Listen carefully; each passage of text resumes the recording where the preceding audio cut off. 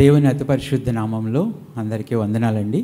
So ఈ దినం మరి ఒకసారి క్రైస్ట్ టెంపుల్ సంఘం ద్వారా పాల్ ఇమానియల్ అనేటువంటి యూట్యూబ్ ఛానల్ ద్వారా మరి ఒక లైవ్ పాడ్కాస్ట్ని మనం నడిపించడానికి దేవుడు ఎంతగానో సహాయపడుతున్నాడు.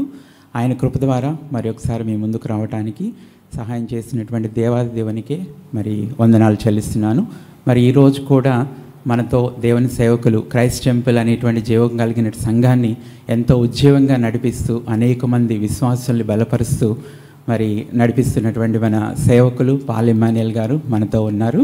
సో ఈరోజు ప్రార్థన గురించినటువంటి ప్రాముఖ్యతను, ప్రార్థనా శక్తిని మనం ఏ విధంగా ఆశ్రయించాలి మన ఆత్మీయ జీవితంలో అనేటువంటి కొన్ని వివరణాత్మకమైనటువంటి అంశాలను మనం తెలుసుకుందాం సేవకుల నుంచి. వందనాలండి పాస్టర్ గారు. Praise lord brother. ఇప్పుడు ఈ సందర్భంగా నేను కొన్ని ప్రశ్నలు, అంటే నాకు వ్యక్తిగతంగా ఉన్నటువంటి కొన్ని సందేహాలు కావచ్చు, నేను కొంతమంది విశ్వాసాలతో నేను మాట్లాడుతున్నప్పుడు వచ్చేటువంటి ప్రశ్నలు కావచ్చు, దేవుణ్ణి ఇప్పుడే తెలుసుకుంటూ ఉన్నటువంటి వాళ్ళకి ఉన్నటువంటి సందేహాలు, కొన్ని సందేహాలని నేను అడగాలనుకుంటున్నానన్న. సో మొదటిగా అసలు ప్రార్థన అంటే ఏంటి, అది మనం తెలుసుకోవాల్సినటువంటి అవసరం ఉంది. కాబట్టి మీ మాటల ద్వారా ప్రార్థన అంటే ఏంటి అనేది వండర్ఫుల్ క్వశ్చన్ కదా. ప్రార్థన అంటే చాలా నిర్వచనాలు మనము ఇవ్వచ్చు. పరిశుద్ధ గ్రంథంలో చాలా అంశాలు ఉన్నాయి ప్రార్థన గురించి. ఒక మాట మనం జ్ఞాపకం చేసుకోవాలి, మన దేవుడు ప్రార్థన ఆలకించేవాడు. ప్రార్థన ఆలకించేవాడా సర్వశరీరులు నీ వద్దకు వచ్చేదరు అనే మాట మనం చూస్తుంటాం. ప్రార్థన అంటే దేవునితో సంభాషించుట, దేవునితో మాట్లాడుట. Prayer is nothing but a communion and communication with God. రెండు మాటలు ఇక్కడ, ఒకటి కమ్యూనికేషన్, రెండోది కమ్యూనియన్ అంటే సహవాసము, రెండోది కమ్యూనికేషన్ దేవునితో సంభాషించుట. ఇవి ప్రార్థనగా మనం నిర్వచనం ఇచ్చుకోవచ్చు. ఇంకా చాలా విషయాలు ఉన్నాయి. ప్రార్థన అంటే దేవుని భారాన్ని పంచుకొనుట, దేవుడు ఎటువంటి భారాన్ని అయితే కలిగి ఉన్నాడో దాన్ని కూడా మనం పంచుకునేటువంటి దాన్ని ప్రార్థన చెప్పచ్చు. దేవుని చిత్తాన్ని తెలుసుకునేట ప్రార్థన, దేవుని అధికారాన్ని వినియోగించేట ప్రార్థన, ఇంకా చాలా డెఫినేషన్స్ ఉన్నాయి. ప్రాముఖ్యంగా దేవునితో మాట్లాడుట, దేవునితో సహవాసం చేయుట. ఓకేనా. ఇక్కడ ఒక్క సందేహం అన్న, దేవుని చిత్తాన్ని తెలుసుకోవచ్చు ప్రార్థన ద్వారా అన్నారు కదా, అంటే మనం ప్రార్థించే సమయంలో దేవుని స్వరాన్ని మనం వినగలుగుతామా? ఎస్, ప్రార్థన చేస్తూ ఉన్నప్పుడు దేవుడు మనతో మాట్లాడతాడు. ఆయన ఎలా మాట్లాడతాడు? కొన్ని సందర్భాల్లో ఆయన స్వరం వినిపించి మాట్లాడతాడు, కొన్ని సందర్భాల్లో దేవుని సేవకుల ద్వారా దేవుడు మనతో మాట్లాడతాడు, కొన్ని సందర్భాల్లో దర్శనాల ద్వారా, కళల ద్వారా దేవుడు మనతో మాట్లాడతాడు, పరిస్థితుల ద్వారా కూడా దేవుడు మనతో మాట్లాడతాడు. దేవుని చిత్తాన్ని ఆబ్వియస్గా మనం తెలుసుకోవచ్చు ప్రార్థన ద్వారా. అది ఒకటే, ఇంకా ఆ ప్రార్థన ద్వారా మాత్రమే దేవుని చిత్తాన్ని మనం తెలుసుకోవచ్చు. ఓకేనా. సో అసలు ప్రార్థన అనేటువంటిది ఒక విశ్వాసి యొక్క ఆత్మీయ జీవితంలో ఏ విధంగా కీ రోల్ ప్లే చేస్తుంది, అసలు ప్రాముఖ్యత ఏంటన్నా? ఎస్, ప్రార్థన మన జీవితాల్లో పాపాన్ని జయించేలా చేస్తుంది. ప్రార్థన పాపాన్ని చంపేస్తుంది, పాపము ప్రార్థన చంపేస్తుంది. మనం పరిశుద్ధంగా జీవించడం కొరకు మనం పిలువబడ్డాం కదా.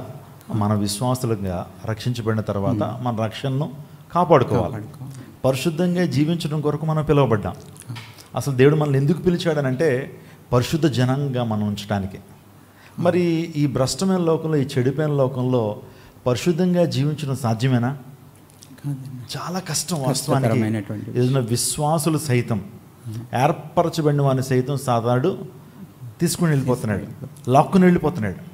మరి ఇలాంటి భ్రష్టమైన లోకంలో మనం నిందారహితులుగా పరిశుద్ధులుగా జీవించాలంటే ఒకటే ఒకటి, అదే ప్రార్థన.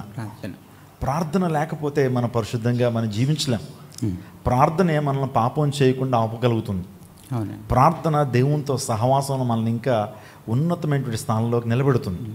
అందుని బట్టి విశ్వాసి ప్రార్థన చేయకపోతే పాపంలో పడేటువంటి అవకాశాలు ఎక్కువ. కాబట్టి ప్రతి దినము విశ్వాసి ప్రార్థన చేస్తుంటారు. ఇంకొకటి, ప్రార్థన చేసినప్పుడే దేవుని ఆత్మతో మీరు నింపబడుతుంటారు.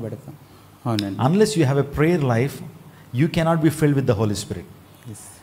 మీరు ప్రార్థన గనక చేయకపోతే దేవుని ఆత్మ చేత నింపబడలేరు. దేవుని ఆత్మ చేత నింపబడలేకపోతే మీరు మండలేరు, వెలగలేరు. దేవుని కోసం మీరు ముందుకు నడవలేరు, ధైర్యంగా ఉండలేరు. దేవుడు మనకు పిరికితనం ఆత్మను ప్రభు మనకి ఇవ్వలేదు.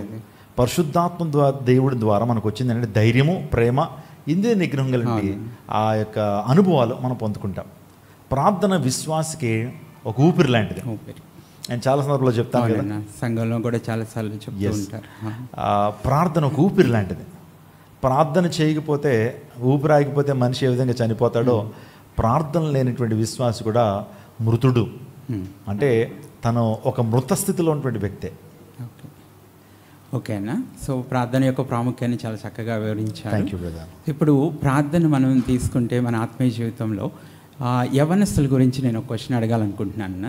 సో యవనస్తులు అనే కాదు, ఏ వయసు వారైనా కూడా మీరు చెప్పినట్లుగా ప్రార్థన చేయకపోతే, ప్రార్థనలో వాళ్ళు కనుక గడకపోతే ఖచ్చితంగా పడిపోయేటువంటి స్థితిలో ఉంటారు. మరి ప్రాధాన్యంగా ఇప్పుడు మనం యువతను కనుక గమనిస్తే, యూత్ వారి యవ్వన జీవితంలో వారు ఇంకా పడిపోకుండా దేవునికి పరిశుద్ధంగా జీవించాలి అంటే వారు ఎంతవరకు ప్రార్థనలో గడపాలి, అసలు ఏ విధంగా ప్రార్థన చేయాలన్న వాళ్ళు ఆత్మీయ జీవితంలో ఇంకా బలపడటానికి? అంటే ప్రార్థన అంటే దేవునితో సహవాసం అని విన్నాం. దేవునితో సహవాసం చేస్తున్నప్పుడు ఇంకా దుష్టుడు మనల్ని శోధించిన ఆ శోధన నుంచి మనము జయ జీవితాన్ని కలిగి జీవించగలం. మీకు అర్థమవుతుందా? దేవునితో సహవాసంలో మనం ఉన్నప్పుడు ఇంకా టెంప్టేషన్స్ వచ్చినా సరే వాటిని జయించగలుగుతాం. అంటే దేవుడు మనకు తోడుగా ఉంటాడు కాబట్టి. ఆదిపితరులైన ఆదాము వాళ్ళిద్దరూ కూడా ఏదైనా వల్ల దేవునితో సహవాసం చేస్తున్నారు. ఎప్పుడైతే నేను అనుకుంటున్నానో ఆ దుష్టుడైనటువంటి అపవాది ఆ సర్పరూపంలో వచ్చి అవ్వను మోసం చేశాడు. అంటే ఒక వ్యక్తి మోసగించబడిందని అంటే 1 అవర్లో 2 అవర్స్లో జరిగినటువంటి కార్యం కాదు అది. ఎంతో కాలం నుంచి ఆ వ్యక్తిని నమ్మించాలి. మొదట ఒక వ్యక్తి మోసగించబడాలంటే మొదట నమ్మాలి. ఆ నమ్మకం 1 గంట 2 గంటలలో సాగదు. చూడండి, ఈరోజు చాలామంది యవనస్తులు మోసగించబడ్డామని అంటారు. అది వారి యొక్క ప్రేమయాణం లేకపోతే వారి ప్రేమ ప్రయాణం 1 రోజు 2 రోజుల్లో కాదు. మొదట ఇద్దరు నమ్ముకుంటారు. నమ్ముకున్న తర్వాత, నమ్మిన తర్వాత నైవంచన జరుగుతుంది. ఏదన్నా మీరు చూడండి, ఒక వ్యక్తి మోసగించబడ్డాడంటే వితిన్ 1 అవర్లో 2 అవర్స్లో జరిగే కార్యం కాదు. అంటే కొన్ని డేస్, కొన్ని మంత్స్ వారు సహవాసం చేస్తారు. అప్పుడే నమ్మినప్పుడే ఒక వ్యక్తి నైవంచన చేయబడతాడు, మోసగించబడతాడు. నేనేం చెప్తానంటే, సాతాను వాస్తవానికి అవ్వతో చాలా సహవాసం చేశాడు.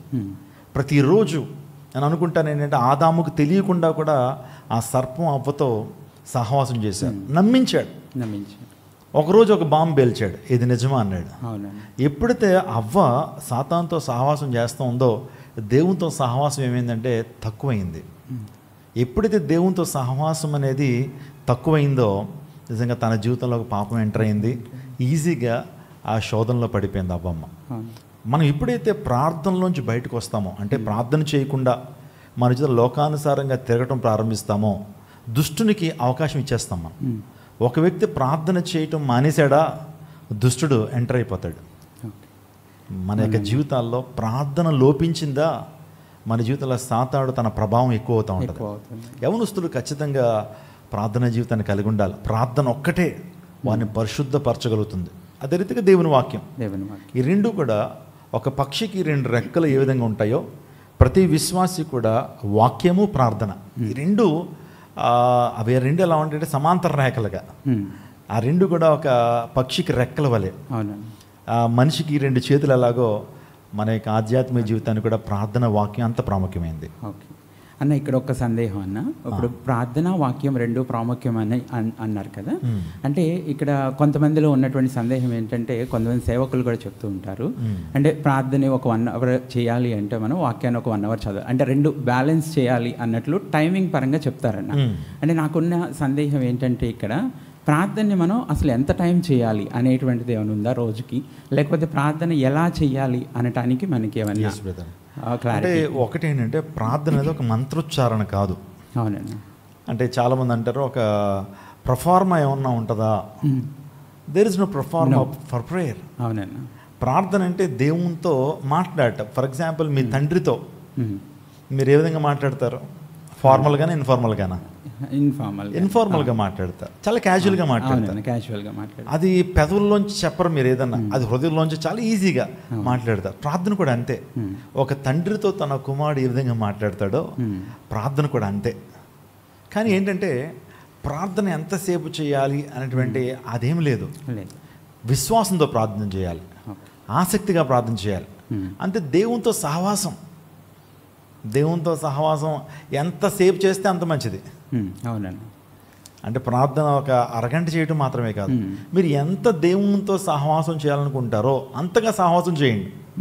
తద్వారా దేవునితో సహవాసం చేస్తున్నప్పుడు you will be in the image and lightness of God. అంటే సహవాసం చూసారా, అంటే 6 నెలల సహవాసం చేస్తే వాళ్ళు అవుతారు, వారు వీరు అవుతారట, వీరు వారు అవుతారట. అంటే దేవునితో సహవాసం చేస్తున్న కొలది మన దేవుని యొక్క రూపంలోకి మార్చబడగలుగుతాం, క్రీస్తు స్వారూప్యంలోకి మార్చబడగలుగుతాం. సో అప్పటి వరకు మన మాటలు, మన చూపులు, మన చేతలు, మన నడకలు అన్నీ కూడా వేరేగా ఉంటాయి. కానీ ప్రార్థనలో ఒక వ్యక్తి నలిగినప్పుడు అతని యొక్క వ్యక్తిత్వం మారిపోద్ది, పరిపూర్ణతలోకి వస్తూ ఉంటాడు, క్రీస్తు స్వారూప్యంలోకి అతను మలచబడుతుంటాడు. అందుని బట్టి ప్రార్థనకు ఇంత సమయం అంత సమయం లేదు. దేవుడిని ప్రేరేపించిన కొలది ప్రార్థన చేయాలి. యవనస్తులు ఒక రకంగా ఉదయాన్నే లేచి ప్రార్థన చేసుకోవాలి. మొదటి గడియ దేవునితో గడపాలి. ఉదయం లెగ్గానే చాలామంది ఫోన్లు పట్టుకుంటారు. అవునన్నా, ఈ మధ్య బాగా అలవాటు ఎక్కువ. మీ మొదటి మాట దేవునితో ఉంటే ఆ రోజంతా చాలా ఆనందంగా విజయాన్ని మీరు సాధిస్తారు. విజయోత్సవంతో మీరు ఆ రోజంతా కూడా దేవుని కృపలో వర్ధిల్లగలుగుతారు. ఉదయాన్నే ప్రభు సన్నిధిలో ప్రార్థన చేయాలి. ఇక్కడ ఉదయకాలపు ప్రార్థనని దేవుడు బాగా వింటాడని మనం అనుకోవచ్చు అన్న. అలా అంటే ఒకటి బ్రదర్, ఉదయకాల సమయంలో ప్రార్థన వింటాడంటే మన మైండ్ చాలా, దేవుడు ఏ టైంలో ప్రార్థన చేసినా వింటాడు. కానీ ఉదయకాల సమయంలో మన మైండ్ అంతా చాలా రిలాక్సింగ్ ఉంటుంది. మనం చేసే ప్రార్థన మీద మనకు స్పష్టత ఉంటుంది, ఇంక మనం వేరే తలంపులు రావు. చూడండి, మధ్యాహ్నం మీరు ఆఫీస్లో ప్రార్థన చేసుకోవాలనుకున్నారు, అదే టైంలో కొలీగ్ వస్తాడు, అతను మీకున్నటువంటి వర్క్ ప్రెషర్ అవ్వచ్చు. ఈ ప్రెషర్లో ఏంటంటే you are unable to concentrate on the prayer which you submit to God. దేవునికి మీరు సమర్పించేటువంటి ప్రార్థనలో అంత స్పష్టత, క్లారిటీ, కాన్సన్ట్రేట్ మీరు చేయలేరు. కానీ ప్రాతకాల ప్రార్థనలు ఏంటంటే మీ మైండ్ చాలా క్లియర్గా ఉంటుంది, చాలా పీస్ఫుల్గా ఉంటారు. ఆ టైంలో దేవునితో మీరు నేరుగా మాట్లాడచ్చు. అంతేగాని అది మీకు సంబంధించింది, దేవుడు ఏ టైంలోనైనా సరే మీ ప్రార్థన అంగీకరిస్తాడు. కానీ ఉదయకాల సమయంలో మీరు మోర్ దేవుని మీద ఆధారపడి దేవుని మీద ఆనుకుని ప్రార్థన చేయగలుగుతారు. ఓకే అన్న, ఇప్పుడు ప్రార్థన ఏ టైంలో అయినా మనం చేయొచ్చు అనేది మనం తెలుసుకున్నాం. ఇక్కడ ఇంకొక సందేహం ఏంటంటే అన్న, కొంతమందిలో ఉన్నటువంటి అది అపోహ అనొచ్చో లేదా సందేహం అనొచ్చో నాకైతే తెలియదు, కానీ ప్రార్థన చేసేటప్పుడు ఖచ్చితంగా మనం మోకాళ్ళ మీద ఉండే ప్రార్థన చేయాలి అనేటువంటిది కొంతమంది అంటూ ఉంటారు. అంటే మన ఫిజికల్ పోస్చర్ అనేది ప్రార్థనలో నిజంగా అంత ప్రాముఖ్యమైనటువంటిదా, లేకపోతే మనం సందర్భాన్ని బట్టి మనం ప్రార్థనని ఏ స్థితిలో చేసినా దేవుడు అంగీకరిస్తాడా అనేటువంటిది ఒక సందేహం. ఎనీ టైమ్ యూ క్యాన్ ప్రే. దేవునికి ఈ టైంలో చేస్తున్న ప్రార్థన వింటాడని కాదు, కానీ మీరు మీ స్వభావం, మీ యొక్క ఆసక్తితో కూడిన ప్రార్థన. ఏలియా గురించి యాకోబు పత్రికలో ఉంటుంది, అతడు ఆసక్తితో ప్రార్థన చేసినప్పుడు ఆకాశం నుంచి 3.5 సంవత్సరాలు కనీసం వర్షమేను మంచి అయిన కురవలేదు. ఏలియా మనలాంటి స్వభావం మనుషుడే, కానీ ఆసక్తితో ప్రార్థన చేశాడట. అంటే ఎఫెక్టివ్ ప్రేయర్స్లో ఆసక్తితో కూడిన ప్రార్థన చాలా ప్రాముఖ్యమైనది. అంటే తను ఏ పని చేస్తున్నా అండి, నేను ఒక మాట చెప్తున్నాను, మీరు జాబ్ చేస్తున్నా, లేకపోతే ఒక స్త్రీ వంట చేస్తున్నా, ఒక వ్యక్తి క్రీడ లేకపోతే గేమ్ ఆడుతున్నా సరే అతడు మనసా వాచా కర్మణ చేయాలి.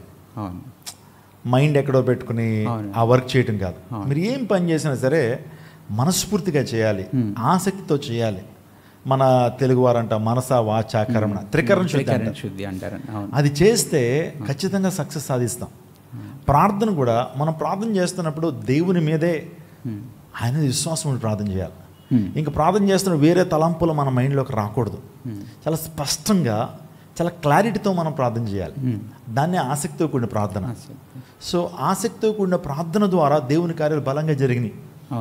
బైబిల్ గ్రంథంలో మనం ఆసక్తితో చేసిన ప్రార్థన, అత్యాసక్తి చేసిన ప్రార్థనలకి జవాబులు త్వరగా వచ్చినాయి. అందుని బట్టి మన పాస్చర్, ఇంకో మాట అన్నారు మీరు, పాస్చర్ అన్నారు, మన భంగిమ. మోకరించి ప్రార్థన చేయాలా, నిలబడి ప్రార్థన చేయాలా, లేకపోతే కూర్చొని ప్రార్థన చేయాలా అంటే దేవునికి మన పాస్చర్ అనేటువంటిది అంత ఇంపార్టెంట్ కాదు. కానీ ఒక రెవరెన్స్, గాడ్లీ రెవరెన్స్.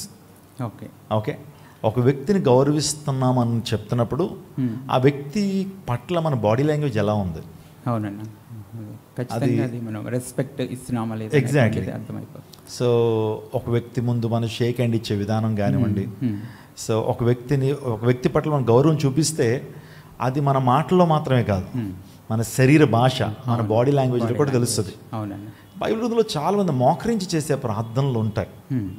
మోకాళ్ళు వేసేటువంటి ప్రార్థన, అది శక్తివంతమైన ప్రార్థన అని మనం బైబిల్ గ్రంథంలో చూస్తుంటాం.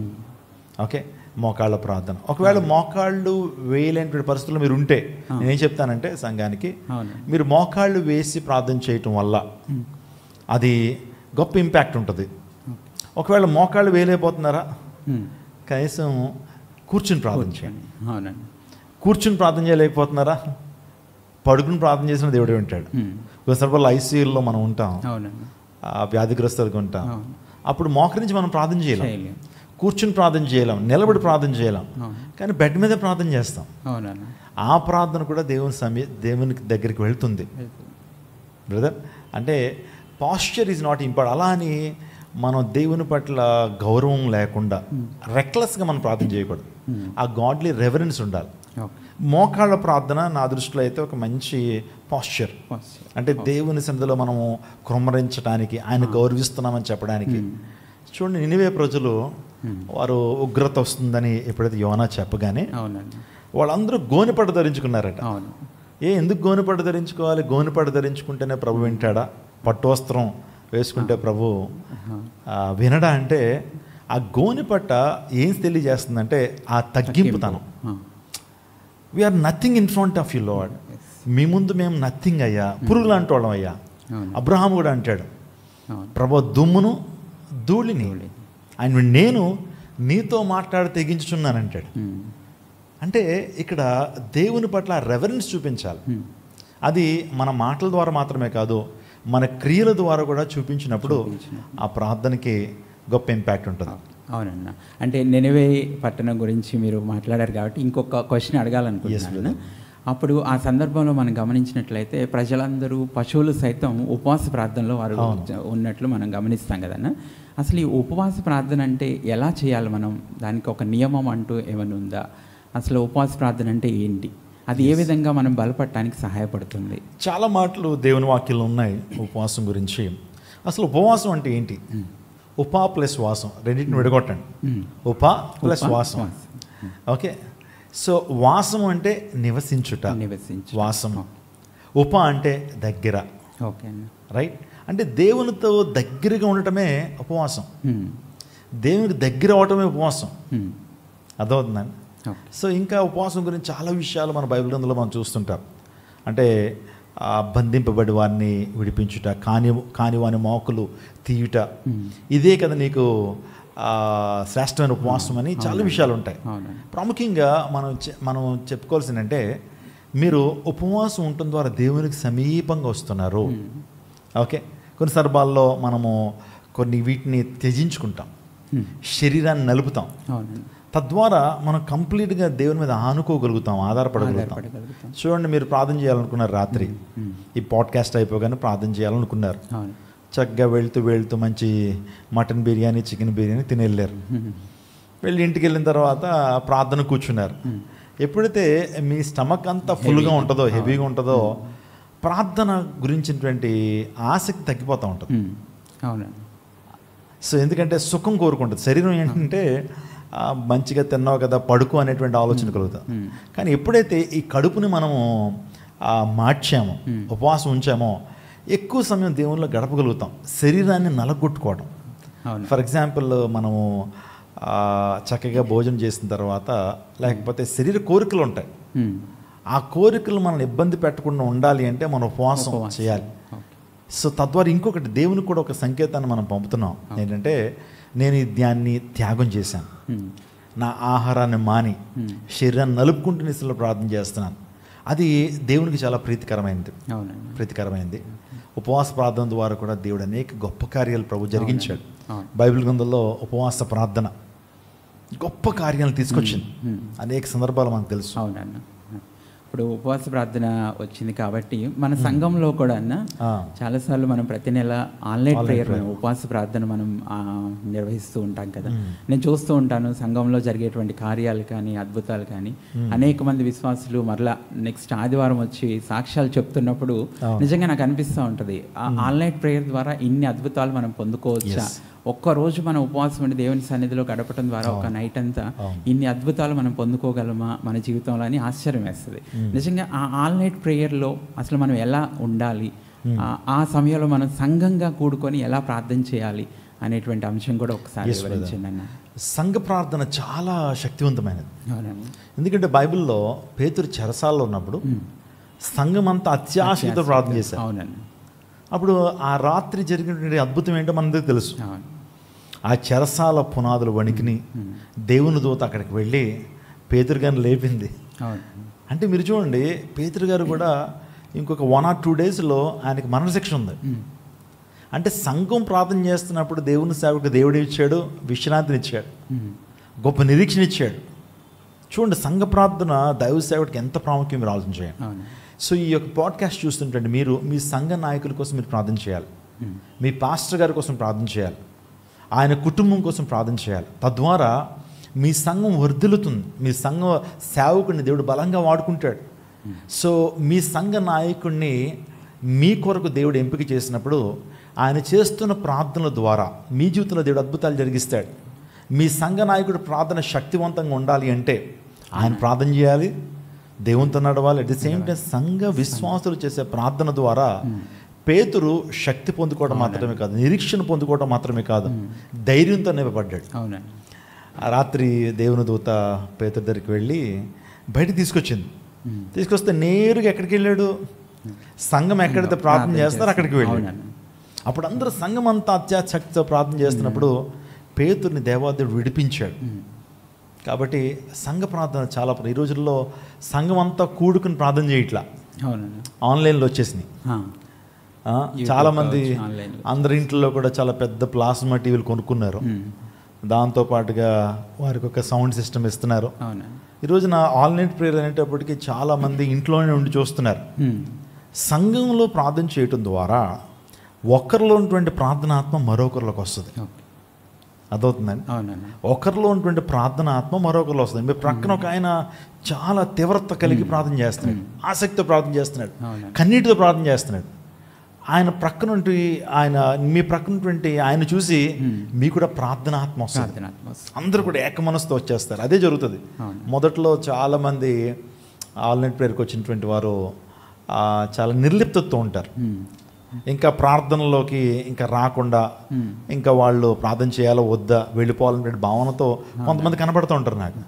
ఎప్పుడైతే ప్రార్థన స్టార్ట్ అయినప్పుడు కాసేపటికి అందరిలో ఆ ప్రార్థనాత్మ, అందరిలో ఆ ప్రార్థనాత్మ ఉంటుంది. అందరు బట్టి ఆన్లైన్ ప్రేయర్లకు వెళ్తున్నటువంటి వారు సంఘాల్లో మీరు సంఘానికి వెళ్ళాలి ఖచ్చితంగా. వెళ్ళి అక్కడ స్క్రీన్స్ కాదు మీరు చూసేది, దేవుని సేవకుడు ఒక నడిపించేటువంటి వ్యక్తి ఉండాలి ఫిజికల్గా.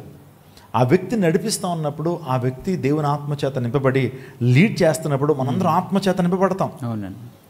Fulfilling the spirit of God, infilling the spirit of God, దేవుని ఆత్మచేత ఇన్ఫిల్ అవుతూ ఉంటాం. అది అవసరం ఈరోజు సంఘాల్లో బ్రదర్. అందరూ బట్టి సంఘ ప్రార్థన చాలా శక్తివంతమైంది. నా మటుకు నేను ఆన్లైన్ ప్రేయర్లో ఎంతగానో చాలా ఎక్విప్ అయిపోతూ ఉంటాను, చాలా పురుకోలు పడుతూ ఉంటాను. ఎంత సంతోషం అనిపిస్తుంది అంటే ఆ రాత్రి ఇంటికి వచ్చిన తర్వాత కూడా ప్రార్థన చేస్తాను, నిద్ర పట్టదు. అప్పటికే 2:30-3 అవుతూ ఉంటుంది. ఇంటికి వచ్చిన తర్వాత కూడా మళ్ళా ప్రార్థనాత్మతో అలా ప్రార్థనాత్మ అలా శనివారం వరకు ఆదివారం వరకు అలా కంటిన్యూ అవుతూ ఉంటుంది. అవునన్నా, అది నేను కూడా ఎక్స్పీరియన్స్ చేశాను.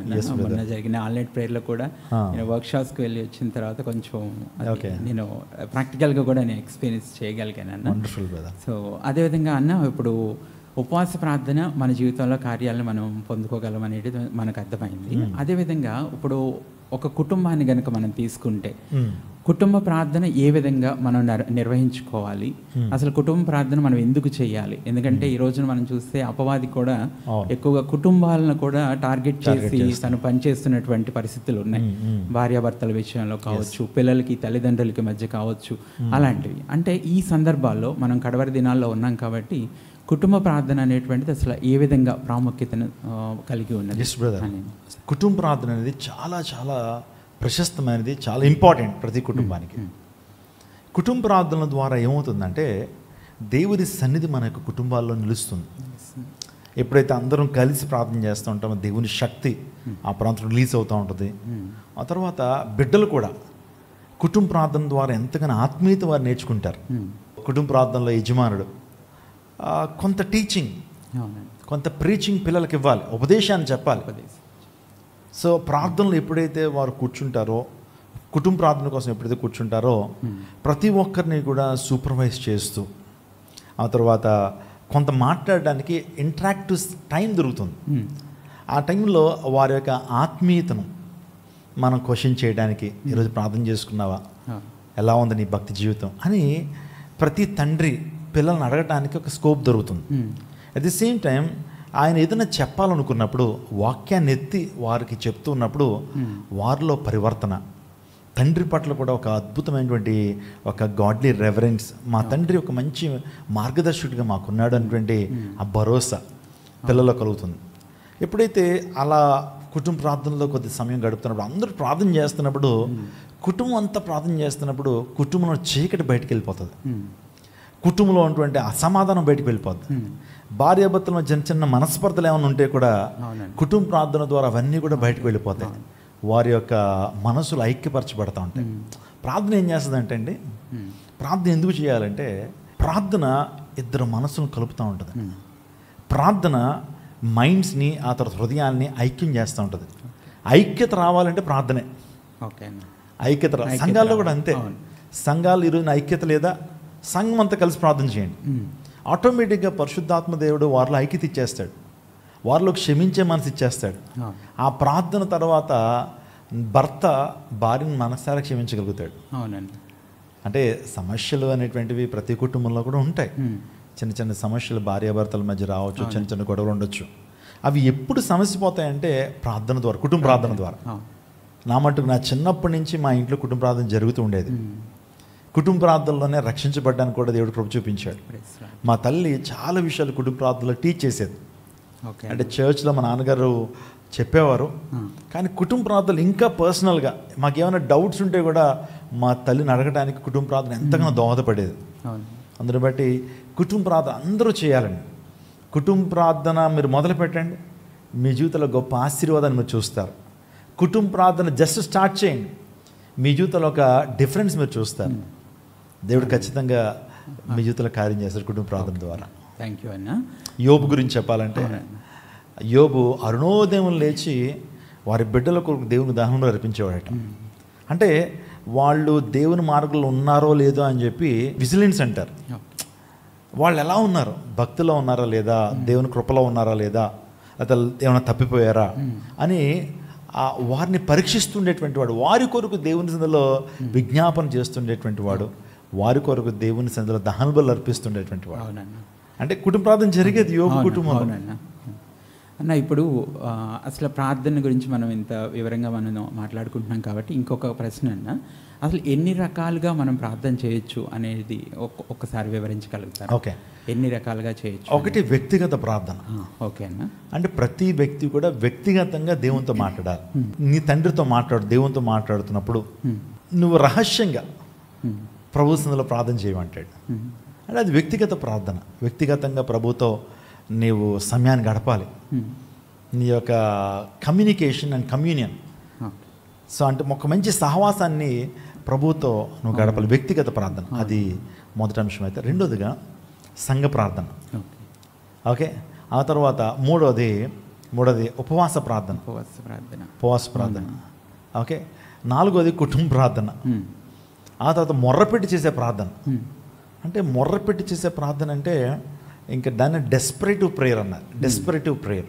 ఓకే, అంటే చూడండి, డెస్పరేషన్ అంటే ఏంటి అంటే, ఫర్ ఎగ్జాంపుల్ వేసవకాలంలో మనం ఉన్నాం, మీరు సుమారుగా 10-20 కిలోమీటర్లో నడిచారు, ఎండ్లో నడిచాం, ఇంకా బాడీలో వాటర్ అంతా కూడా అయిపోయి డీహైడ్రేట్ అయిపోయారు. అప్పుడు మీకు చాలా డెస్పరేషన్ ఉంటుంది.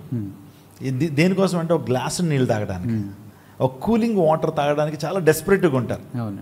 దేవుని సందులో కూడా అంత క్రిటికల్ పొజిషన్లో ఓకే. ఇంకా మన జీవితంలో ఇంకెవ్వరి మీద ఆధారపడిన వర్కౌట్ కానిది దేవుని మీద ఆధారపడితే అవుతుంది అనేటువంటి ఆ భావన, ఆ విశ్వాసం మనలోకి వచ్చినప్పుడు చేస్తాం చూసారా.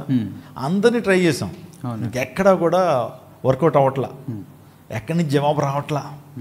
ఇంకా ఆ టైంలో చేసే ప్రార్థనని, ప్రభు నువ్వు తప్ప నాకు ఇంకా దిక్కు లేరు, నీవే నాకు ఆధారం అని చెప్పి దేవునిలో అప్పుడు ఏమొస్తుందంటే ఖచ్చితంగా కన్నీరు వస్తుంది. ఇంకా అన్ని దారులు మూసిపోతాయి, ఇంకా ప్రభు ద్వారా ఒక్కటే తెరవబడి ఉంటుంది. అప్పుడు చేసే ప్రార్థన డెస్పరేట్ ప్రేయర్ అంటారు, మొర్రపెట్టి చేసే ప్రార్థన. ఈ మొర్రపెట్టి చేసే ప్రార్థన ఎవరు చేశారనంటే శాంసన్ చేశాడు, సంసోన్. వాస్తవానికి సంసోన్ చాలా క్రిటికల్ పొజిషన్లో ఉంటాడు. 1000 మంది ఫిలిష్తీయుల్ని ఒక పచ్చి దవడ ఎముకతో, గాడిద పచ్చి దవడ ఎముకతో చంపేస్తాడు. అంటే 1000 మందిని డీల్ చేయడం అంటే చిన్న విషయం కాదు. అతని దగ్గర ఈ హ్యాడ్ నో వెపన్, ఒక వెపన్ లేదు. కానీ ఆ ప్రక్కన ఒక గాడి చచ్చిపోతే దాని దవడెముక తీసుకుని అంతమందితో పోరాటం అంటే చిన్న విషయం కాదు. ఆ టైంలో శాంసన్కి చాలా దాహం, నిజంగా ఆ టైంలో ఒక గ్లాసు నీళ్లు కావాలి. అది అరణ్యం, ఎడారి. ఆ టైంలో ఒక్క నీళ్ళు ఇచ్చేటువంటి వారు ఎవరు లేరు. అక్కడ ఏమన్నా సెలయేర్లు ఉన్నాయంటే అవి లేవు. చాలా డీహైడ్రేట్ అయిపోయిన పరిస్థితుల్లో ఇంకా శత్రువులు వస్తారని భయం అతని మీద ఉంది. ఆ టైంలో ప్రభుత్వంలో కోరతాడు, ప్రభువా నాయనా నన్ను కనికరించయ్యా, నా మీద నీ కనికరాన్ని ఉంచా, హ్యావ్ మర్సీ అపాన్ మీ అని ప్రభుత్వంలో డెస్పరేట్ ప్రేయర్ చేస్తాడు. ఇంకెవ్వరూ అతను సహాయం చేసేటువంటి వాళ్ళు. అప్పుడు దేవుడు ఒక నీటి ఓటను తన కోసం సృష్టిస్తాడు. వెంటనే అక్కడ నీటి ఓట ఎప్పుడైతే సృష్టించబడుతుందో ఆ నీటిని త్రాగుతాడు. త్రాగి చాలా తన యొక్క దాహం అంతా తీర్చబడి బలాన్ని పొందుకున్న తర్వాత ఆ నీటి ఓటకు ఒక పేరు పెడతాడు, ఎనక్కోరి అని పేరు పెడతాడు. అంటే మొర్రపెట్టి చేసే ప్రార్థనకు దేవుడు జవాబిచ్చాడు అని చెప్పి ఎనక్కోరి అని ఆ ఓటకు పేరు పెడతాడు. అంటే మన జీవితాల్లో అన్ని ద్వారాలు మూసిపోయినాయి, ఇంకెవ్వరు సహాయం చేసేటువంటి వారు లేరు. డాక్టర్లు కూడా చేతులు ఎత్తేసారు, మా వల్ల కాదు, ఇది మా చేతుల్లో జారిపోయింది కేసు.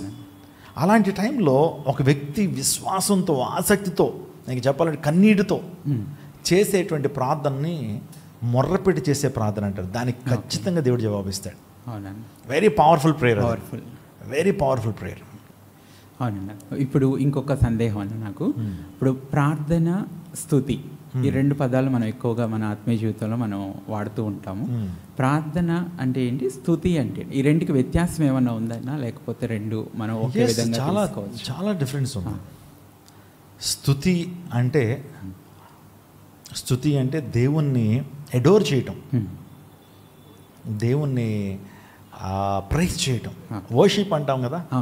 అంటే దేవుని గొప్పతనాన్ని మనం ఆస్క్రైబ్ చేయటం. You are such a mighty God, you are the king of kings and lord of lords, you are alpha and omega, you are the supreme creator. ఆయన గొప్పతనాన్ని మనం ఆస్క్రైబ్ చేయటం, అడోర్ చేయటం, దాన్ని స్తుతి అన్నారు. పరలోక రాజ్యంలో పరిశుద్ధుడు పరిశుద్ధుడు పరిశుద్ధుడు గాన ప్రతిగానాలతో ఏం చేస్తున్నారు వాళ్ళు? స్తుతి, నిత్యము దేవుని ఆరాధన చేస్తున్నారు. Okay, adoration. నేను చాలా సందర్భాల్లో ఒక విషయం చెప్తాను ఏంటంటే, ప్రార్థనలో 4 ప్రత్యేకమైన అంశాలు ఉండాలి. ఓకే, అందరూ చాలా జాగ్రత్తగా వినాలి.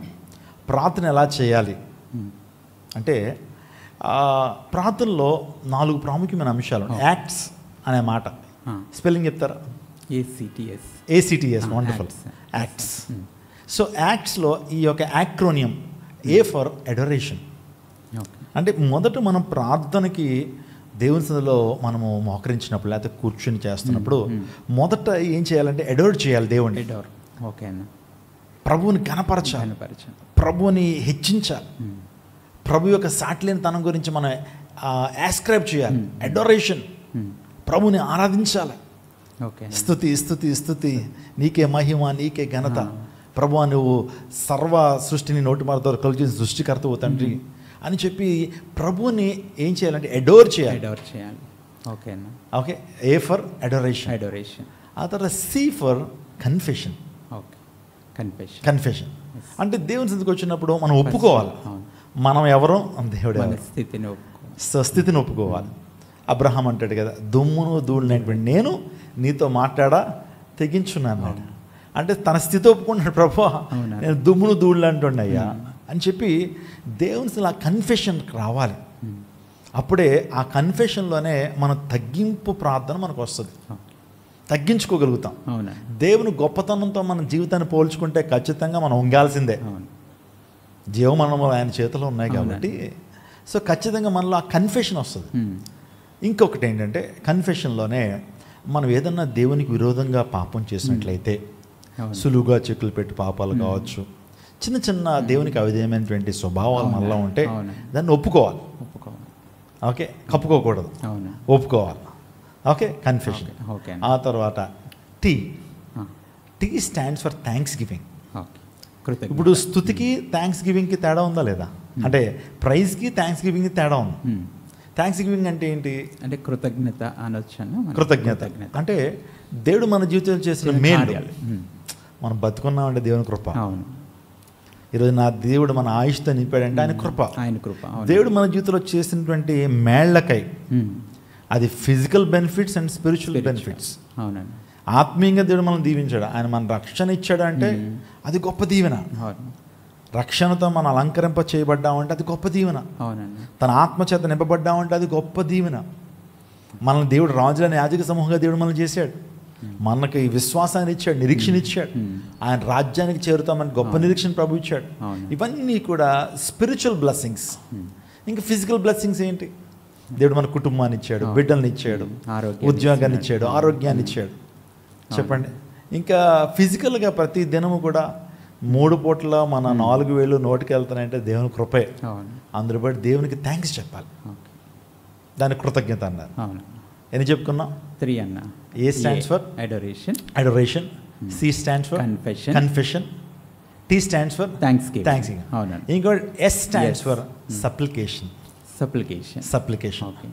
అప్పుడు ఈ 3 చేసిన తర్వాత అప్పుడు మన సప్లికేషన్ అంటే మన విన్నపాలు ప్రభుకి తెలియచెప్పాలి. అంతేగాని మొదట ప్రార్థన మొదలెట్టగానే మన లిస్ట్ తీసుకొచ్చి చదివేయటం కాదు. మొదట అడోర్ చేయాలి ప్రభుని, తర్వాత కన్ఫెషన్ చేయాలి, తర్వాత థ్యాంక్స్ గివింగ్, చివరిలో సప్లికేషన్. ఇలా ప్రార్థన చేయాలి. భక్తులందరూ ఇలా ప్రార్థన చేశారు. ఇదొక ప్రొఫార్మా అనుకోవచ్చు. ఓకే, ఇదొక ప్రొఫార్మా. ఇలా చేయడం ద్వారా దేవుడు మన ప్రార్థనకు జవాబునిస్తాడు. అది ఒక ఐడియల్ ప్రేయర్ అని చెప్పుకోవచ్చు. మరొకసారి ఏంటంటే ప్రార్థన అంటే విశ్వాసంతో ప్రార్థన చేయాలి, ఆసక్తితో ప్రార్థన చేయాలి, నమ్మకంతో ప్రార్థన చేయాలి. అలా ప్రార్థన చేసినప్పుడు దేవుడు మన ప్రార్థనకి జవాబునిస్తాడు. Okay, thank you so much అన్న. ఇంకొక క్వశ్చన్ అన్న, ఇక్కడ ఏంటంటే ఇప్పుడు చాలా చక్కగా ఈ వ్యత్యాసాన్ని చెప్పారు. ప్రార్థన స్తుతికి ఉన్నటువంటి వ్యత్యాసాన్ని మనం మాట్లాడుకున్నాం. అలాగే ప్రార్థన విజ్ఞాపన అనే 2 పదాలను కూడా మనం ఎక్కువ వాడతాం కదా. ప్రార్థన అంటే మనకు తెలిసింది, ఇప్పుడు విజ్ఞాపన అంటే అసలు మనం దాన్ని ఎలా తీసుకోవచ్చు? దాన్ని ఇంటర్సెషన్ అన్నారు, ఇంటర్సెసరీ ప్రేయర్ అన్నారు. ప్రార్థన అంటే వాస్తవానికి మన కొరకు మనం చేసుకునే దాన్ని ప్రార్థన అనొచ్చు. ఓకే, కానీ విజ్ఞాపన అంటే ఇట్స్ ప్యూర్లీ డిఫరెంట్. అంటే మన కోసం చేసుకునే ప్రార్థన కాదు, ఇతరుల రక్షణ కొరకు, ఇతరుల యొక్క క్షేమం కొరకు, దేశ రక్షణ కొరకు, దేశ క్షేమం కొరకు చేసేటటువంటి దాన్ని విజ్ఞాపన అన్నారు. ఇప్పుడు అబ్రహాము లోతు కోసం చేసినటువంటి ఆ విన్నపాన్ని ఏమనొచ్చు? విజ్ఞాపనొచ్చు. ఎందుకంటే సొదొమ గొమొర్రా పట్టణాలను నాశనం చేస్తానని ప్రభు అన్నప్పుడు విజ్ఞాపన చేస్తున్నాడు. అయ్యా, ఆ పట్టణంలో 50 మంది నీతిమంతులు ఉంటే రక్షిస్తావా అని అడిగాడు. మళ్ళీ ఏమనుకున్నాడు? 45 మంది నీతిమంతులు ఉంటారు, రక్షిస్తావా? అంటే దేవుని సన్నిధిలో విజ్ఞాపన చేస్తున్నాడు. ఏ పట్టణాల కొరకు? సొదొమ గొమొర్రా పట్టణాల కొరకు, లోతు కొరకు విజ్ఞాపన చేస్తున్నాడు. సో అదే రీతిగా ఇంకా కొంతమంది గురించి ఆలోచన చేస్తా ఉన్నప్పుడు ప్రభు కూడా విజ్ఞాపన చేశాడు. ఆయన ఒలీవల కొండ మీదకి వెళ్ళి విజ్ఞాపన, ఆ తర్వాత గెస్సిమేన తోటలో ఆయన చేసిన విజ్ఞాపన, ప్రభువా వీళ్ళని రక్షించండి అయ్యా, భయంకర పాప ఊబిలో ఉన్నారు, వారిని రక్షించండి అని ప్రభు సన్నిధిలో యేసు ప్రభు వారు మనందరూ ఒక విజ్ఞాపనకర్తగా ఉన్నాడు. ఇప్పుడు పరలోక రాజ్యంలో కూడా ప్రభు వారు చేస్తుంది ఏంటి? మన కొరకు విజ్ఞాపన చేస్తున్నాడు. తండ్రికి విజ్ఞాపన చేస్తున్నాడు ఆయన ఒక మధ్యవర్తిగా. ఆ మాటలో చెప్పాలంటే ఒక అడ్వకేట్గా మన కోసం వ్యాజ్యం ఆడుతున్నాడు, మన రక్షణ కొరకు ఆయన ప్రయాసపడుతున్నాడు, మన కోసం విజ్ఞాపన చేస్తున్నాడు. అంటే there is a difference between prayer and intercession. అవునండి. అంటే ఇప్పుడు విజ్ఞాపన అనేటువంటిది మనం ఇతరుల కోసం చేసేది అన్నట్లు అర్థం చేసుకోవచ్చు. ఇప్పుడు మనం అసలు ఎవరి కోసం ప్రేయర్ చేయాలన్నా విజ్ఞాపన చేయాలి అనేటువంటిది మనకి క్రైస్తవ జీవితంలో విజ్ఞాపన ఎవరి కోసం మనం చేయాలి అనేటువంటిది అపోస్తలుడైన పౌలు తిమోతికి రాస్తూ, మీరు సుభిక్షంగా క్షేమంగా ఉండే నిమిత్తము, మీరు ఆనందంగా ఉండే నిమిత్తము మీ దేశాన్ని పరిపాలన చేస్తున్న అధికారుల కొరకు, రాజుల కొరకు ఏం చేయండి? విజ్ఞాపన చేయండి. అంటే మన ప్రార్థన మొదట మన అధికారుల కోసం మనం ప్రార్థన చేయాలి, మన సుపీరియర్స్ కోసం ప్రార్థన చేయాలి, ఇరుగు పొరుగు వారి కోసం ప్రార్థన చేయాలి, దేవుని సేవకు కోసం ప్రార్థన చేయాలి, మిత్రుల కోసం ప్రార్థన చేయాలి, శత్రువుల కోసం ప్రార్థన చేయాలి. ఇంకా మనకి ఎవరైతే ప్రతిరోజు మనల్ని కలుస్తున్నారో వారిని అందరినీ కూడా విజ్ఞాపనలో తీసుకురావాలి. దేవుడు ఎందుకు వారిని నీకు కలవమని అనుమతిస్తున్నాడు అంటే నువ్వు ప్రార్థన చేస్తావు. ప్రార్థన చేయడం ద్వారా ఒక వ్యక్తికి ఉన్నట్టు దురాత్మ విడిపోతుంది. దురాత్మలు అంటే వ్యసనాలు ఉన్నాయి ఈ రోజున చాలామంది, భయంకరమైన విచిత్రమైన వ్యసనాలు. సో ఒక వ్యక్తి ప్రార్థన చేస్తున్నాడు, అతని మీద ఉన్న దురాత్మ శక్తుల ప్రభావం నుంచి వారు బయటికి రావడానికి అవకాశం ఉంది. ప్రార్థన అనేటువంటిది నిజంగా దేవుని సింహాసనాన్ని కదిలిస్తుంది. ప్రార్థన బంధకాల నుంచి మనం విడుదల చేస్తుంది. మనల్ని మాత్రమే కాదు, మన ఎవరి కోసమైతే ప్రార్థన, మన బిడ్డలు ఉన్నారు ఫర్ ఎగ్జాంపుల్, వారు బంధకాల్లో ఉన్నారు. ప్రతి తల్లిదండ్రులు కూడా ఆ బంధకాల నుంచి మన బిడ్డలు విడుదల పొందిన నిమిత్తం తల్లిదండ్రులు ఏం చేయాలా? ప్రార్థన చేయాలి. అలా ప్రార్థన చేసినప్పుడు బంధకాలు విడిపోతాయి. అనారోగ్యంతో ఉన్నటువంటి వారు నీతిమంతుని విజ్ఞాపన బహుబలం కలిగిందంటే, అంటే నీతిమంతుడు చేసిన విజ్ఞాపన ద్వారా దేవుని కార్యాలు బలంగా జరుగుతాయి మన మందిరంలో. సో విజ్ఞాపన ప్రార్థనలు ఎన్ని కార్యాలు జరుగుతున్నాయి మన మందిరంలో. అనేక మంది 22 సంవత్సరాలు పెళ్ళైనటువంటి వారు కూడా గర్భఫలం పొందుకున్నారు. 16, 14, 12, 9, ఇంకా 7 సంవత్సరాలు 8 సంవత్సరాలు, ఇంకా అది జస్ట్ రొటీనే, అవన్నీ నేను చెప్పట్లేదు. కానీ ప్రార్థన ద్వారా వారిని ప్రార్థన కొరకు, ప్రార్థనలో శక్తి ఎప్పుడైతే వారికి చెప్తున్నామో ఆ ప్రార్థన వారు చేయటం, సంఘ కాపరిగా నేను చేయటం, ప్రేయర్ వారియర్స్ ప్రార్థన చేయటం, ఈ ప్రార్థనలన్నీ కూడా ఒక వ్యక్తి జీవితంలో గొప్ప కార్యం జరిగిస్తున్నాయి. అనేక మంది మన స్టూడెంట్స్ విషయంలో కూడా మన చర్చ్లో సుమారుగా 12 మందికి దేవుడు నీటిలో MBBS సీట్లు ఇచ్చాడు కదా. నిజంగా ఫస్ట్ అటెంప్ట్లోనే ఎంత కాంపిటీషనో తెలుసు. వారు పెద్ద పెద్ద ఇన్స్టిట్యూషన్స్ నుంచి వచ్చిన వాళ్ళైతే కాదు, చిన్న చిన్న కాలేజీలో చదివారు. కానీ వారు దేవునిలో ప్రార్థన, దైవ సేవకుడి ద్వారా ప్రార్థన చేయించుకోవడం ద్వారా, సంఘ ప్రార్థనల ద్వారా వారు ఈరోజు చక్కగా ఈరోజు MBBS చదువుతున్నారు. ఇంకా అనేక మంది అబ్రాడ్లో చదవడానికి, అనేక మంది గొప్ప గొప్ప స్థానాలకు వెళ్ళటానికి, ఉద్యోగాల విషయంలో.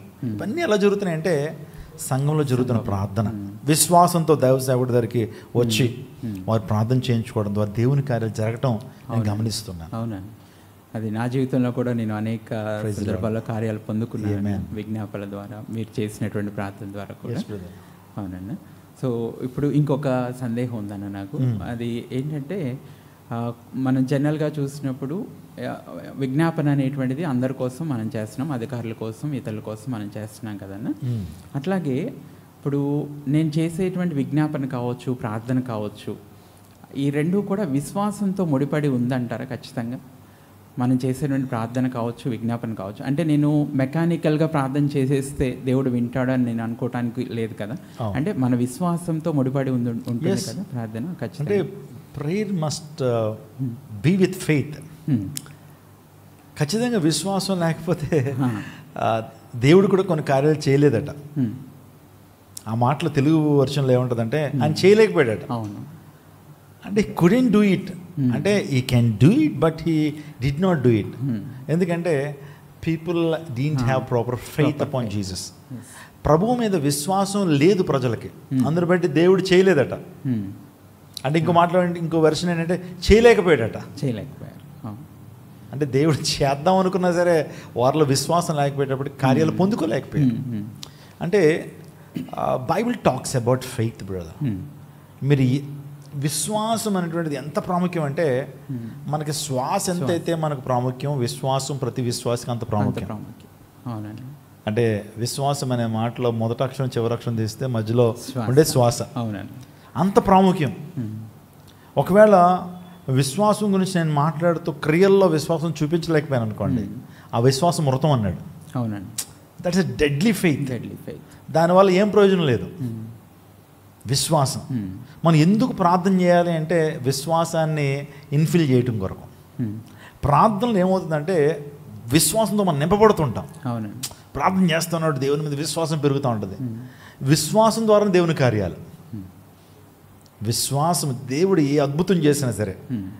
So when Jesus had miracle, ఆయన చేసిన ప్రతి మిరాకిల్ వెనకాల ఫెయిత్ అనేటువంటిది ఖచ్చితంగా చూస్తాం. ఇన్ ద సేమ్ వే మనం కూడా ప్రార్థన చేస్తున్నప్పుడు విశ్వాసం కనుక లేకపోతే అది మృతమైన ప్రార్థన అవుతుంది, విజ్ఞాపన ప్రార్థన. కాబట్టి మన జీవితంలో ప్రార్థనలో విశ్వాసం చాలా ప్రాముఖ్యం. ఎందుకంటే అన్న ఒక్కొక్కసారి మన ఆత్మీయ జీవితంలో నేను కొందరితో మాట్లాడుతున్నప్పుడు కూడా వాళ్ళు ఉన్నటువంటి పరిస్థితుల్లో వాళ్ళు ప్రార్థన చేయలేనటువంటి పరిస్థితుల్లో ఉన్నారు. అంటే ఆత్మీయంగా ఒక్కొక్కసారి పడిపోయినప్పుడు కానీ, లేదా కష్టాల్లోనూ శ్రమల్లోనూ ఉన్నప్పుడు కానీ మనం ప్రార్థించాలని అనుకుంటాం కానీ ప్రార్థించలేనటువంటి స్థితిలో ఉంటాం. మరి అలాంటి సందర్భాల్లో మనం విశ్వాసంలో బలపడుతూ ఎలా దేవుని సన్నిధిలో ప్రార్థన చేయాలి అనేటువంటిది ఒక సందేహం అన్న. ఇంకొకటి ఏంటంటే ప్రభువా నన్ను విశ్వాసంతో నింపు అని మనం ప్రార్థన చేయాలి. మొదటిగా మనం ఫిల్ మీ లార్డ్ విత్ దై faith, fill me lord with the faith. నేను విశ్వాసంతో నింపబడాలని కూడా దేవుని అడగాలి. ఎందుకంటే విశ్వాసం కర్తయు దాన్ని కొనసాగించేవాడు కూడా ఎవరు? క్రీస్తు. అంటే మనలో కూడా విశ్వాసాన్ని నింపేది కూడా ఆయనే. అంటే మనం ప్రభు సన్నిధికి వచ్చినప్పుడు మనమైతే ప్రభువా నన్ను విశ్వాసంతో నింపని ప్రభు సన్నిధిలో అడగాలి. ఆ తర్వాత విశ్వాసంలో నింపబడ్డం కొరకు మనం అపోస్తుల బోధన వినాలి. ఎక్కువగా వినుట ద్వారా ఏంటి? విశ్వాసం. Faith comes by hearing. దేవుని వాక్యాన్ని వింటూ ఉన్నప్పుడు, దేవునితో సహవాసం చేస్తున్నప్పుడు మన దేవుని మీద ఆనుకుంటాం, ఆధారపడతాం. ఒక తండ్రి కుమార్తె పాపం 3వ అంతస్తులో ఉంది, ఇల్లు కాలిపోతూ ఉంది, క్రిందంతా పొగ, పైనంతా కూడా అగ్ని. అక్కడి నుంచి అరుస్తుంది, రక్షించండి నాన్న, రక్షించండి అని అరుస్తుంటే పాపం పైకి వెళ్ళడానికి తండ్రికి ఆస్కారం లేదు, మొత్తం ఫైర్. కానీ ఆమె బాల్కనీలో ఉంది, కింద మాత్రం ఏం కనిపించట్లేదు కుమార్తెకి, మొత్తం పొగే. ఇప్పుడు తండ్రి అంటున్నాడు, అమ్మ దూకే, నేను కింద పట్టుకుంటాను. అంటే కింద ఏం కనిపించట్లేదు, ఎలా దూకాలో నాకు అర్థం కావట్లేదు, కిందంతా అయోమయ పరిస్థితులు ఉంది, పొగే ఉంది, నువ్వు ఎక్కడున్నావో నాకు కనిపించట్లేదు, దూకే అన్నాడు. ఇంకా ఆమె తండ్రి మాట వింది, లిటరల్గా దూకేసింది అంతే. కింద ఏం బేస్ లేదు, కింద ఏం కనిపించట్లేదు, కింద అగ్ని ఉందో ఏముందో తెలియదు తనకి. కానీ తండ్రి మాట చొప్పున దూకేసింది. నిజంగా తండ్రి ఆ కుమార్తెను పట్టుకున్నాడు. ద సేమ్ వే దేవుడు అంటే కొన్ని సందర్భాల్లో విశ్వాసం అంతే అదే. దేవుడు మనకు క్లియర్గా ఏమీ చూపించడు, పరిస్థితిని ముందు చెప్పడు, ఎలా ఉంటుంది ఎలా ఉంటుంది అని దేవుడు ఏం చెప్పడు. నేనున్నాను అంతే, జస్ట్ జంప్ డౌన్, కింద నేను పట్టుకుంటాను. సో అది విశ్వాసం. అబ్రహాంతో దేవుడు అన్నాడు, నువ్వు లేచి నీ తండ్రి ఇంటి నుండి, నీ దేశం నుండి, నీ బంధువుల ఇంటి నుండి వచ్చేయి, నేను నీకు దేశాన్ని చూపిస్తాను, ఆ దేశంలోకి రా, నేను దీవిస్తాను అన్నాడు. Abraham he did not ask God like this, what is that country, where is that, అది ఎక్కడ ఉంటుంది, ఆ కంట్రీ పేరేంటి అని ఏం అడగలా. అడిగినా కూడా దేవుడు ఏం చెప్పాడు, విశ్వాసంతో వచ్చే అంతే. అబ్రహాం ఫెయిత్ గురించి మాట్లాడాలంటే hours together I can talk about it. Hours together అతనుకున్న విశ్వాసం చాలా గొప్పది. ఊరికి నేను ప్రభు విశ్వాసం తండ్రిని చేయలేదు అబ్రహాం. ఎంత ఫెయిత్ అతనిలో ఉందంటే దేవుని మీద సంపూర్ణంగా ఆనుకుంటాం అనమాట, ఆధారపడిపోవటం, దేవుని మీద సంపూర్ణంగా ఆధారపడిపోవటం. నిజంగా ఆ ఫెయిత్ ద్వారానే గొప్ప కార్యాలు అబ్రహాం చూస్తాడు. అన్న ఇంకొక క్వశ్చన్ అన్న, ఇంకొక ప్రశ్న. ఇప్పుడు మనం ప్రార్థన చేస్తున్నప్పుడు మనం దేవుని చిత్తాన్ని తెలుసుకోవచ్చు అన్న. అవును, ఖచ్చితంగా మనం విశ్వాసంతో ప్రార్థన చేసినప్పుడు మనం ఆ చిత్తాన్ని తెలుసుకునేటువంటి ఆత్మ వివేచన కూడా దేవుడు మనకి ఇస్తాడు. ఎగ్జాక్ట్లీ. ఒక చిన్న సందర్భాన్ని మీకు జ్ఞాపకం చేస్తాను. చెప్పండి. దేవుని చిత్తం, ప్రార్థన అంటే దేవుని చిత్తాన్ని తెలుసుకుని. అవునన్న. జాషువా అన్నాడు, జాషువా వాస్తవానికి ఎరికోని స్వాధీనపరచుకోవడానికి వారు సిద్ధమవుతున్నారు.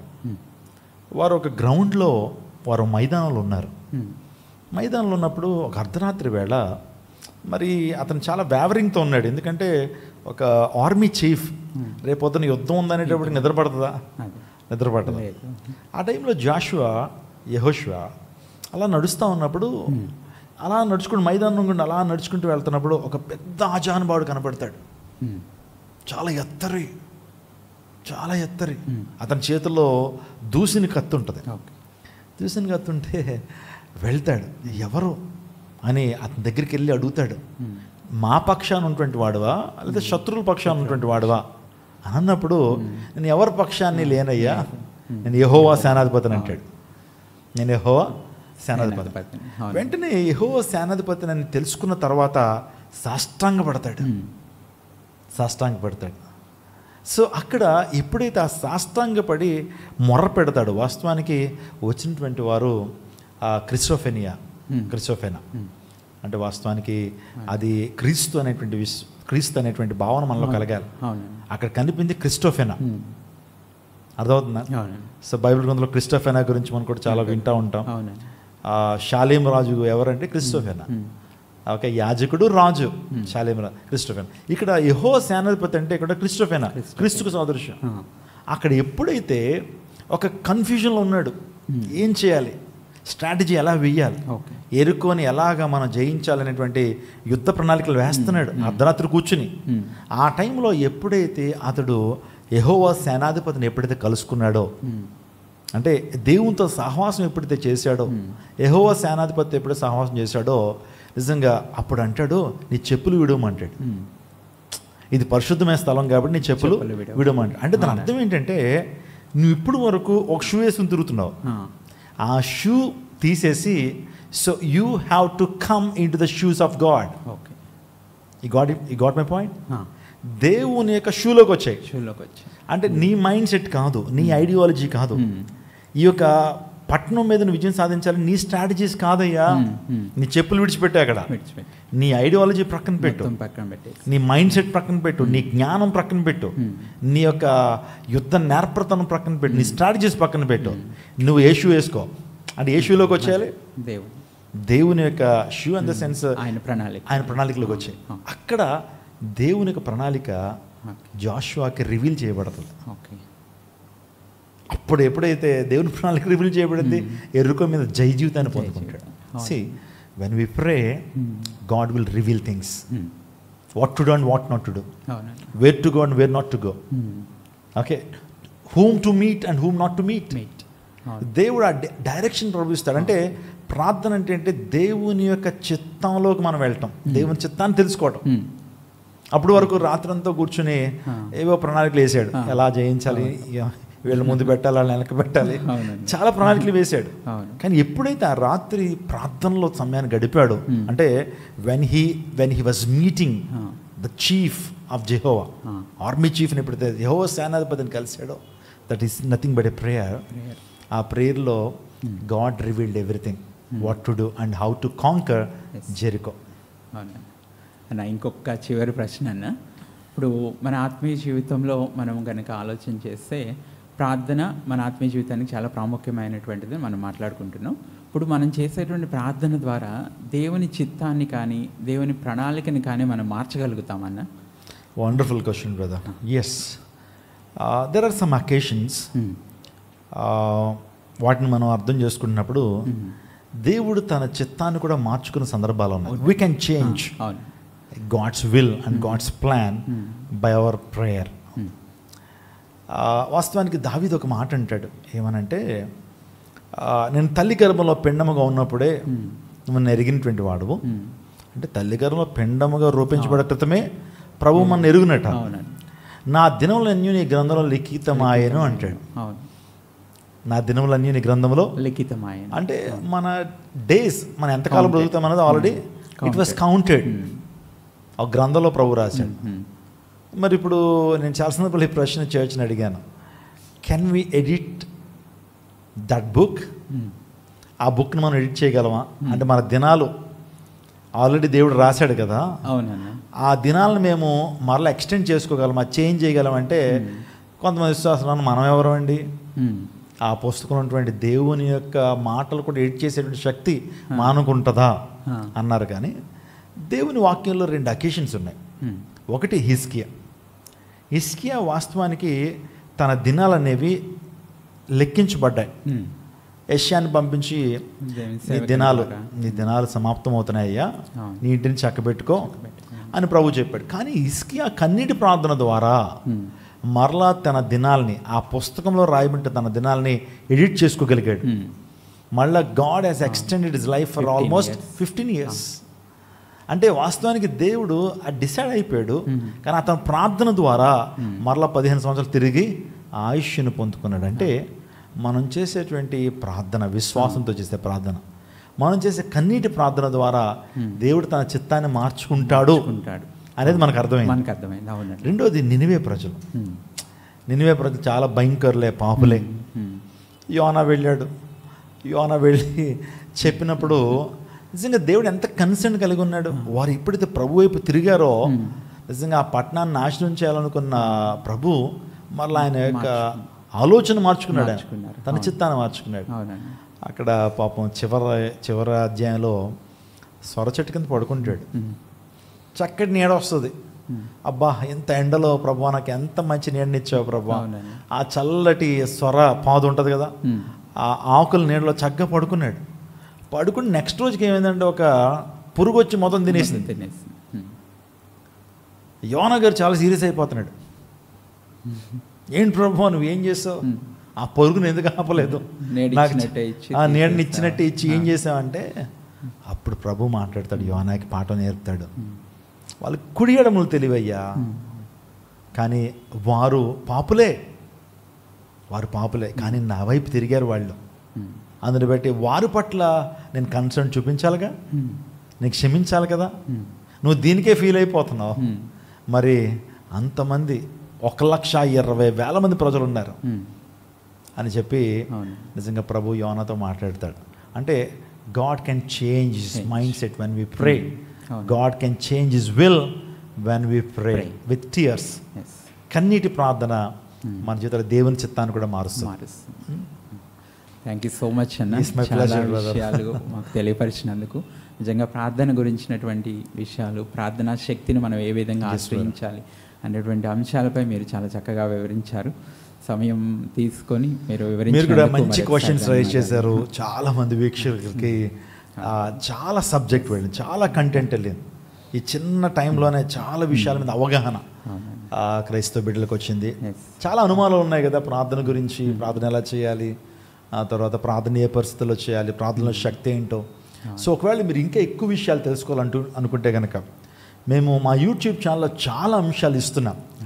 వాస్తవానికి ఆన్లైన్ ప్రేయర్లో కావచ్చు, మందిరంలో వర్తమానాల్లో చాలా ప్రాముఖ్యమైన విషయాలు, అనేక విషయాన్ని డిగ్ చేసి అనేకమైన విషయాలను పరిశోధించి క్రైస్తవ ప్రపంచానికి అందిస్తున్నాం. కాబట్టి మీకు ఇష్టమైతే ఈ ఛానల్ సబ్స్క్రైబ్ చేసుకోండి. ప్రతి ఆదివారం కూడా లైవ్లో 4 ఆరాధనలు వస్తున్నాయి, వాటిని వీక్షించండి.